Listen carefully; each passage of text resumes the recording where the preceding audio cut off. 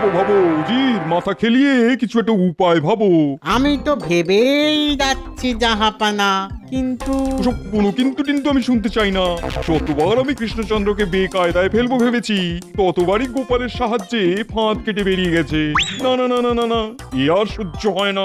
গোসা করবেন না জানাব, আমাকে আর একটা দিন সময় দিন, দেখবেন এমন একটা বুদ্ধি বের করবো না, গোপাল কেন, গোপালের 14 পুরুষও কৃষ্ণচন্দ্রকে বাঁচাতে পারবে না। তাই করো, বাড়ি গিয়ে মাথায় ঠান্ডা তেল মেখে ঠান্ডা মাথায় এমন একটা উপায় বের করো যাতে এবার গোপাল আর টেফু না করতে পারে, বুঝেছো?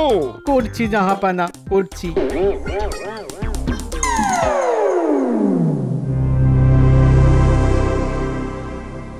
মন্ত্রী, মনে আছে তো? কি মনে থাকার কথা বলছেন মহারাজ? শোনো, বলে কিনা কি মনে রাখার কথা। আরে এটা কি মাস? আগে পৌষ মাস। এই পৌষ মাসেই তো মুর্শিদাবাদের নবাবকে খাজনা মেটাবার সময়। শোনো শোনো, গোপাল কি বলল কান খুলে শোনো। এই জন্যেই বলে গোপাল, আর এই জন্যেই আমি ওকে এত ভালোবাসি। যে কথাটা মন্ত্রীর সব থেকে আগে মনে রাখার কথা ছিল, সেটা মন্ত্রী বেমালুম ভুলে গেছে। আর আমার গোপাল ঠিক মনে রেখেছে। গোপাল ঠিক মনে রেখেছে মনে, তাই তোর স্থান মহারাজের হৃদয়ের স্পন্দনে। বাহ বাহ বাহ বাহ, বেড়ে বলেছে তো সভাকবি। যদি আমি সুযোগ পাই তাহলে এমন বহু কথা বলে আপনার মন ভুলাই। কিন্তু মহারাজের মন ভুলাবার আগে যে আমাদের মুর্শিদাবাদের নবাবের মন ভুলাতে হবে। ঠিক ঠিক, এটাই এখন প্রথম আর শেষ কথা। তা মন্ত্রী, তোমার হিসেবপত্র সব ঠিকঠাক আছে তো? আমি আমার সাধ্যমতো চেষ্টা করছি মহারাজ। আপনি বললেই আমি সেটা দাখিল করতে পারি। তাহলে বলো তো ঠিক কত টাকা খাজনা দিতে হবে? ওই তো গেলবারের হিসেব যদি ধরেন তাহলে 1000 বস্তা চাল, 500 বস্তা সর্ষে, তারপর সব চাল সর্ষের কথা এখন বাদ দাও। তার আগে বলো তো নগদ কত টাকা দিতে হবে? তা প্রায় 5 লাখ। আর রাজকোষে সে টাকা মজুদ আছে তো? আছে বই কি। ভালো ভালো, তাহলে খুব তাড়াতাড়ি পাকা হিসেব আর সবকিছু জোগাড় যন্ত্র করে ফেলো। যত তাড়াতাড়ি পারি এই খাজনার দায় থেকে মুক্ত হতে চাই আমি। অত সহজে কি আর মুক্ত হতে পারবেন মহারাজ? এ কথা কেন বলছো? বলছি এই জন্যে যে নবাবকে তো আমরা সকলেই হাড়ে হাড়ে চিনি। প্রতিবার এই খাজনা দেবার সময় কিছু না কিছু একটা বায়না করে আপনাকে নাস্তানাবুদ করে মারেন। আর আমার গণনা বলছে এবারেও উনি এরকম কিছু করার একটা তালে আছেন। তাহলে তো মহা সর্বনাশ।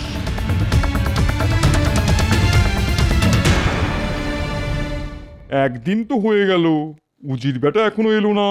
তাহলে কি মাথা খেলিয়ে জুৎসই কোনো মতলব বের করতে পারেনি? পেরেছি পেরেছি পেরেছি জাহাপানা, পেরেছি। ভোরবেলায় দারুণ একটা বুদ্ধি বের করতে পেরেছি। পেরেছো? বাবা বাবা বাবা বাবা, বলো বলো বলো বলো বলো। এই মাসেই তো কৃষ্ণচন্দ্রের খাজনা দেবার সময়, তাই না? হ্যাঁ, কিন্তু সেটা দিয়ে কি করে কৃষ্ণচন্দ্রকে প্যাঁচে ফেলবো? এবার আর আপনি নগদ টাকায় খাজনা নেবেন না। তাহলে কি চালে ডালে নেবো? চালে ডালে নেবেন কেন, নেবেন খুচরো পয়সায়। এই উজির, তুমি কি বলতে চাইছো? তাহলে বুঝিয়েই বলছি। গতবার কৃষ্ণনগর থেকে নগদে খাজনা এসেছিল 5 লাখ টাকা।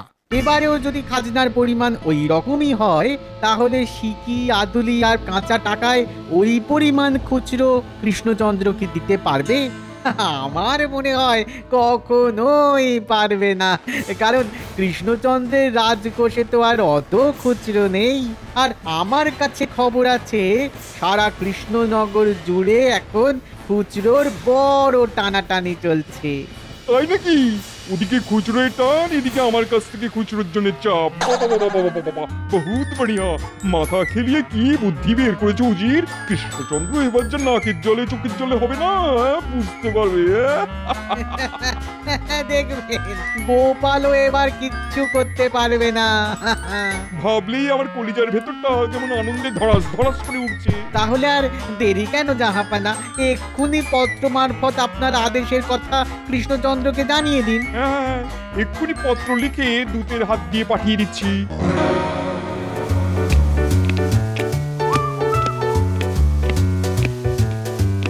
মন্ত্রী পাকা হিসেব করে এনেছো তো? হ্যাঁ মহারাজ, ওই আপনার চাল হলো গিয়ে মন্ত্রী, চাল ডাল সর্ষের হিসেব ছেড়ে কত টাকা দিতে হবে ঠিকঠাক বলো।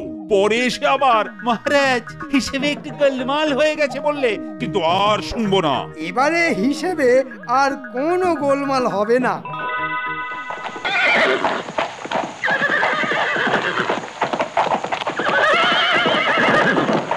তাহলে বলো কত টাকা দিতে হবে? আগে মহারাজ 5,55,352। রাজকোষে কত টাকা আছে তো? সবটাই মজুদ আছে মহারাজ। খুব ভালো, খুব ভালো। মন্ত্রী, আমার মনে হয় এই প্রথম তুমি একটা ঠিকঠাক কাজ করলে। কি তোমরা কি বলো? মন্ত্রী গেছে পাল্টে, হয়েছে অনেক ভালো। দেহের থেকে চলে গেছে মনের যত কালো। বাহ বাহ, চমৎকার বলেছো সভাকবি।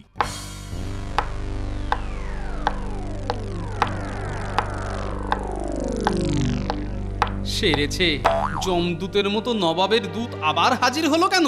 মহারাজ কৃষ্ণচন্দ্র নবাব বাহাদুর আপনাকে একখানি পত্র পাঠিয়েছেন। পত্র পড়ে এক্ষুনি আপনাকে জবাব দিতে হবে। দাও দাও।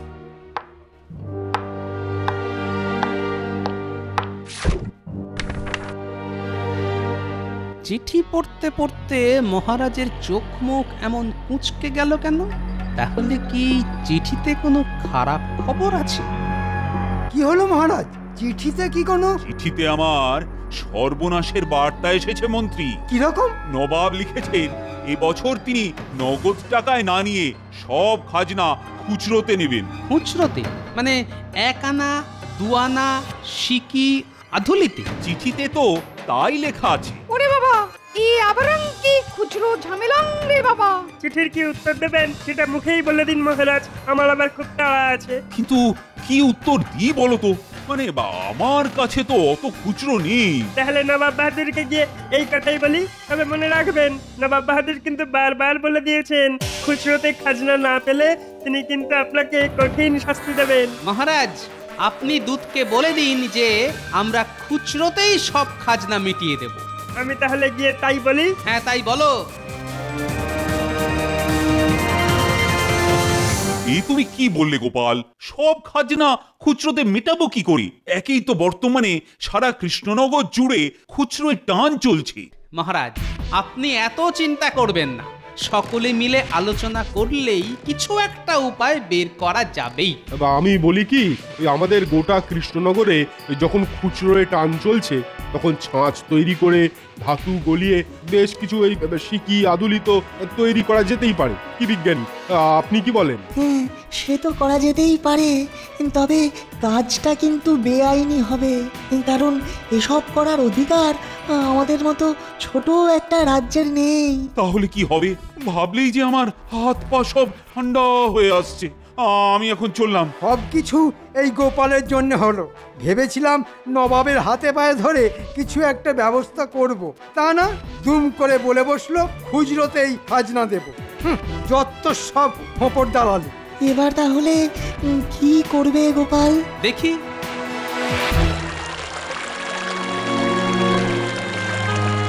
খুব তো বড় মুখ করে বললাম যে খুচরোতেই সব খাজনা মিটিয়ে দেব, কিন্তু সত্যি সত্যি অত খুচরো পাওয়া যাবে কি করে?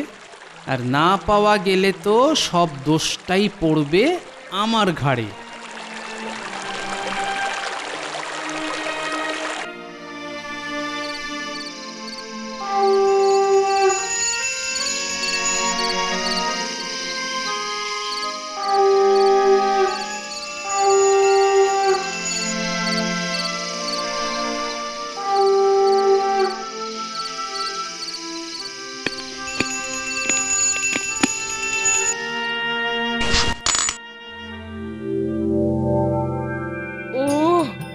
এসে গেছো, হাত মুখ ধুয়ে নাও, আমি তোমার জল খাবার দিচ্ছি। আচ্ছা গিন্নি, ওটা তুমি কি করলে? কোনটা গো? লক্ষ্মীর ঝাঁপিতে একটা আধুলি রাখলে না? এ তো রোজই রাখি, এটাই নিয়ম। রোজ মা লক্ষ্মীর ঝাঁপিতে টিকিটা আদুলিটা এই একানি দোয়ানি এসব ফেললে সংসারের লক্ষ্মী নাকি বাঁধা থাকে। আচ্ছা, কতদিন ধরে ফেলছো? জবে থেকে সংসারে গিন্নি হয়েছি তবে থেকে। আচ্ছা, এই জমানো খুচরো দিয়ে কি করো? কিছু করি না তো, একটা ঝাঁপি ভরে গেলে সব খুচরো মা লক্ষ্মীর নাম করে একটা বড় পেতলের হাঁড়িতে তুলে রাখি। আচ্ছা আচ্ছা, তুমি এবার আমার জল খাবার নিয়ে এসো। তার মানে গিন্নির তহবিলে অনেক খুচরো জমেছে, আর মনে হচ্ছে শুধু আমার গিন্নি নয়, এই কৃষ্ণনগরের সব বাড়ির গিন্নিদের লক্ষ্মীর ঝাঁপিতেই বেশ কিছু খুচরো আছে। দেখি এবার এই খুচরো কি করে ঝাঁপি থেকে টেনে বের করে আনা যায়।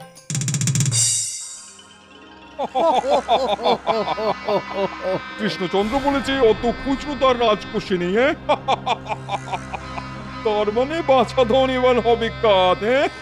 কিন্তু গোপাল বলেছে ওই খুচরোতেই খাজনা মেটাবে। তাহলে তো বড় চিন্তার। আপনি রাখুন তো গোপালের কথা, আমাদের ভোরকি দিতে ওপর চালাকি করে এই সব কথা বলছে।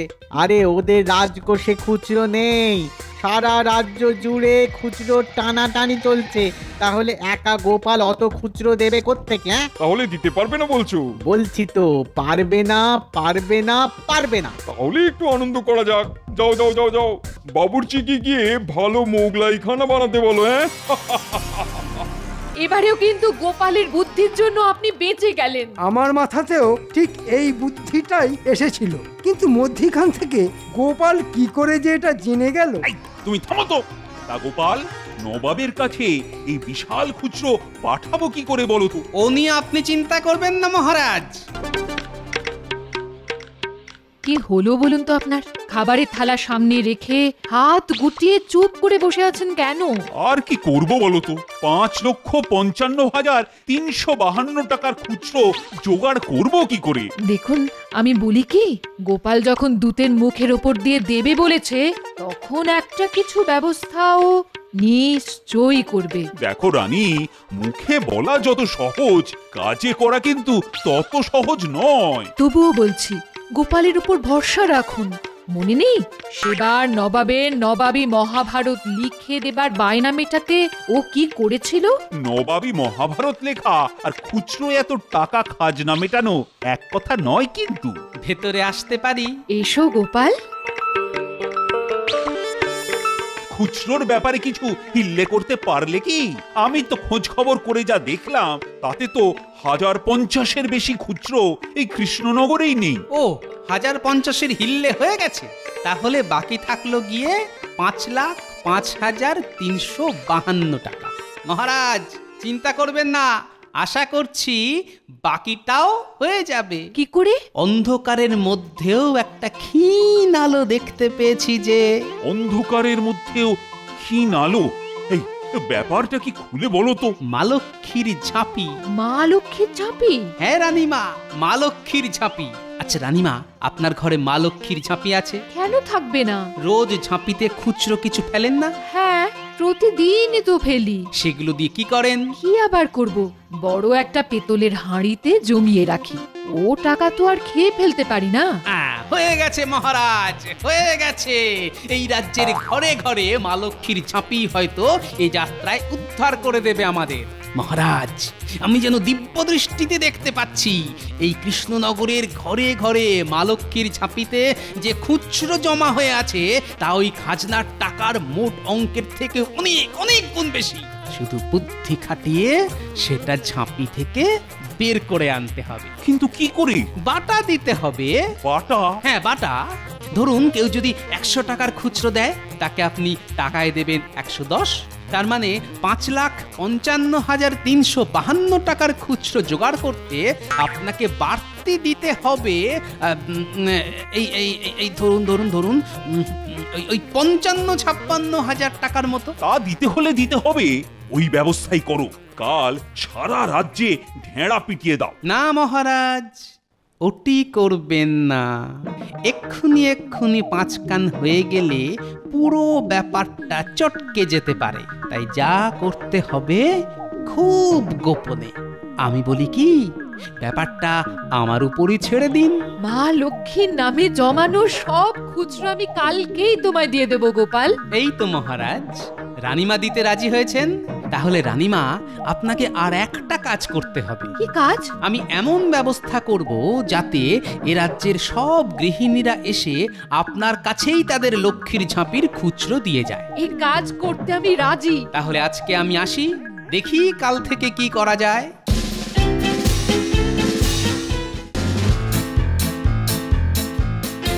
আচ্ছা গিন্নি, তোমার কাছে কত খুচরো জমেছে? কোন খুচরো বলো তো? ওই যে গো, ওই বছরের পর বছর লক্ষ্মীর ঝাঁপিতে যা জমিয়ে গেছো। ঠিক আমার লক্ষ্মীর ঝাঁপিতে নজর পড়েছে।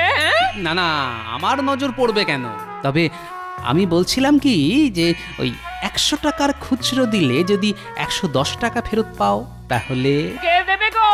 রানীমা দেবেন, কিন্তু দিতে চাইলে খুব গোপনে গিয়ে তাকে দিয়ে আসতে হবে। 100-110 পেলে কেন দেবো না গো? তা কবে দিতে হবে? পারলে কালকেই। তাহলে হাড়ি বের করে এখনই আমি গুনতে বসে যাই। হ্যাঁ হ্যাঁ, বসে যাও বসে যাও, শুভস্য শীঘ্রম।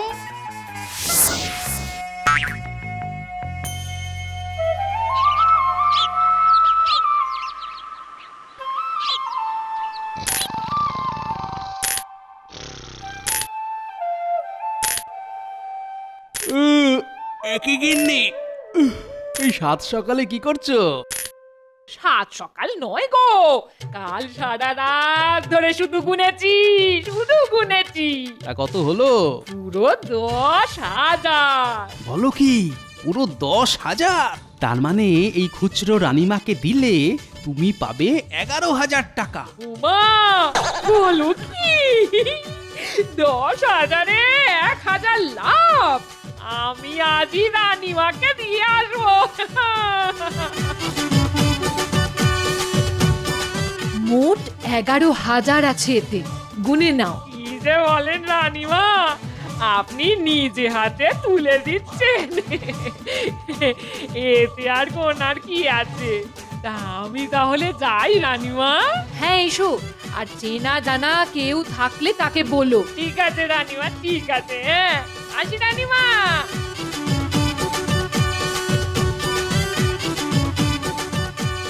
বলছো কি গো দিদি, 100 টাকায় 110 টাকা পাওয়া যাবে? তাহলে আর বলছি কি, আমি তো নিয়ে এলাম। আমার লক্ষ্মীর ঝাঁপিতেও তো অনেক জমেছে, তাহলে আজই রানীমাকে দিয়ে আসবো। আর চেনা শোনা যত আছে সকলকে বলে দিও। হ্যাঁ ঠিক আছে। এবারেও কিন্তু গোপালের বুদ্ধির জন্য আপনি বেঁচে গেলেন। আমার মাথাতেও ঠিক এই বুদ্ধিটাই এসেছিল, কিন্তু মধ্যিখান থেকে গোপাল কি করে যে এটা জেনে গেল। তুমি থামো তো। তা গোপাল, নবাবের কাছে এই বিশাল খুচরো পাঠাবো কি করে বলো তো? ও নিয়ে আপনি চিন্তা করবেন না মহারাজ। তাহলে তুমি দিলে 8,000 টাকা খুচরো, তাহলে তোমার পাওনা হয় 8,800। এই নাও। ওদিকের কি খবর উজির? কৃষ্ণচন্দ্র কি খুচরো জোগাড় করতে পারলো? ওর মন্ত্রীর কাছ থেকে কি কোনো খবর পেয়েছো? মন্ত্রী বলেছে কোনো আশা নেই। বাবা বাবা বাবা, খুব ভালো খুব ভালো। দেখি এবার ওই কৃষ্ণচন্দ্র আর ওই গোপাল কি করে পরিত্রাণ পায়। গোপালের কথা মতো চলতে গিয়ে মহারাজ এবার যা জব্দ হয়েছে না। যাই রাজবাড়িতে গিয়ে দেখে আসি কি হচ্ছে। ওরে বাবা, কত বড় লাইন! তাহলে সারা রাজ্য জুড়ে খুচরোর ব্যাপারটা জমিয়ে কানাকানি হয়ে গেছে। মনে হচ্ছে মা লক্ষ্মীর ঝাঁপির কৃপায় নবাবের কূটবুদ্ধির হাত থেকে এবারের মতো নিস্তার পাওয়া যাবে। রাজবাড়ির সামনে এত মহিলাদের ভিড় কেন?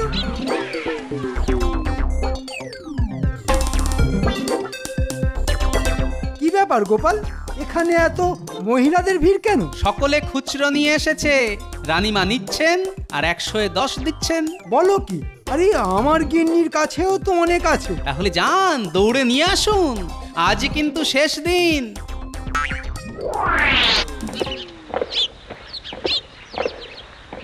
ওরে বাবা, কি কাণ্ড রে! হ্যাঁ, 100, 110?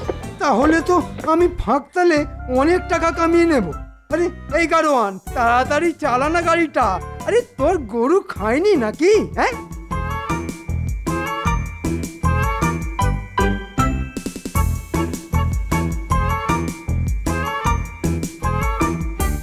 কি রানী, কত খুচরো পেলে? হয়েছে গো, সবটাই হয়ে গেছে। বলো কি? এবারেও কিন্তু গোপালের বুদ্ধির জন্য আপনি বেঁচে গেলেন। আমার মাথাতেও ঠিক এই বুদ্ধিটাই এসেছিল, কিন্তু মধ্যিখান থেকে গোপাল কি করে যে এটা জেনে গেল। এই, তুমি থামো তো। তা গোপাল, নবাবের কাছে এই বিশাল খুচরো পাঠাবো কি করে বলো তো? ও নিয়ে আপনি চিন্তা করবেন না মহারাজ, আমি নিজে গিয়ে পৌঁছে দেব। কি করেছো গোপাল? ওই 10 গাড়ি ভর্তি করে শুধু খুচরো এনেছো? হ্যাঁ জাহাপনা, আপনার খাজনা বাবদ মোট 5,55,352, পুরোটাই এক আনি, দোয়ানি, সিকি, আদুলি মানে ওই খুচরোতে আছে।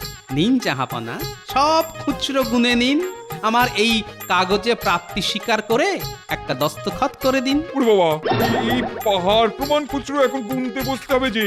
ওজির, গোপাল কি বলছে? হ্যাঁ জাহাপনা, ফতোয়া যখন আপনি জারি করেছেন তখন আপনাকেই তো নিজে হাতে গুনে নিতে হবে। কি উঠকো ঝামেলা রে বাবা? ঝামেলা তো আপনি পাকিয়েছেন নবাব বাহাদুর। আপনি ভেবেছিলেন যে আমরা খুচরোয় খাজনা দিতে পারবো না, আর সেই অজুহাতে আপনি আমাদের মহারাজকে নাস্তানাবুদ করে ছাড়বেন, কিন্তু ভুলে গিয়েছিলেন যে মহারাজের সঙ্গে আমি আছি। নিন জাহাপনা, আমি দাঁড়িয়ে থাকলাম, আপনি গোনা শুরু করুন। ওজির, আরে খুচরো গুলো গোনো না। আমার হাতে কদিন ধরে খুব ব্যথা জাহাপানা, আমি বদ্যি বাড়ি যাচ্ছি। আমাকে নাচিয়ে দিয়ে এখন নিচে পালালো। এরকমই হয় জাহাপনা, যারা অন্যকে নাচায় তারা কিন্তু নিজে নাচতে চায় না। ঠিক বলেছো, বেল্লিকটাকে আমি পরে বুঝে নেবো। দাও দাও দাও দাও, কাগজ দাও, কাগজ দাও। সব বুঝে পেয়েছি বলে ওতে আমি দস্তখত করে দিচ্ছি। গোপাল, তোমার বুদ্ধির প্রশংসা না করে পারছি না, আর তার জন্য তোমাকে আমি 50,000 টাকা পুরস্কার দেবো। জাহাপনার জয় হোক। বলো কি গোপাল, খুচরো গোনার ভয়ে উজির পালালো আর নবাব না শুনেই দস্তখত করে দিল। এছাড়া আর উপায় কি বলুন? তবে আমার বুদ্ধির তারিফ করে 50,000 টাকা পুরস্কার দিয়েছেন। এই নিন মহারাজ, এটা রেখে দিন। এই টাকা আমায় দিচ্ছ কেন? আপনাকে দিচ্ছি না মহারাজ, দিচ্ছি রাজকোষে। খুচরো জোগাড় করতে গিয়ে রাজকোষ থেকে খামোখা 50,000 বেরিয়ে গেল না। সত্যি গোপাল, তুমি ধন্য। আমি অতি নগণ্য